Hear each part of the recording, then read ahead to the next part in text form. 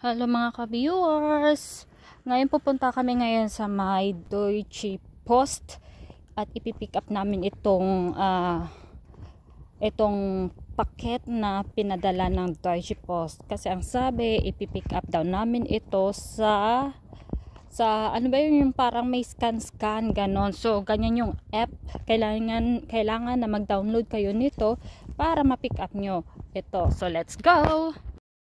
So guys, andito na tayo sa may packet station. So guys, mag-pick up na tayo ng ating DHL packet. So kailangan mag-download kayo ng app ng DHL tulad nito. So, ito yung i-download nyo.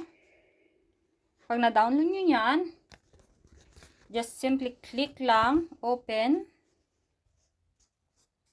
Tapos antayin nyo.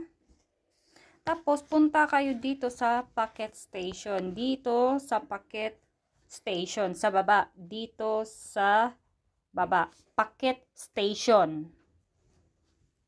Alright. Pagkatapos nyo, pagka-click nyo ang packet station, pag magpipick up kayo ng inyong package or packet, piliin nyo yung abholen. So, click nyo yung abholen. And then, click nyo yung ya. Ayan, click nyo yung ya.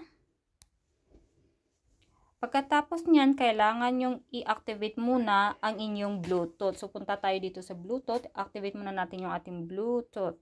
So, ito sa taas. Nandito na sa taas. So, ayan.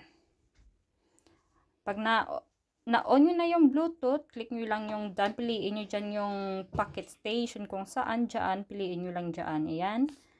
So, sa akin dati, na-click ko na yung packet station, i-click nyo lang and then done. Pagkatapos nyan, i-click nyo yung maliit na box and then click Fack öffnen. And then, it's time to scan na.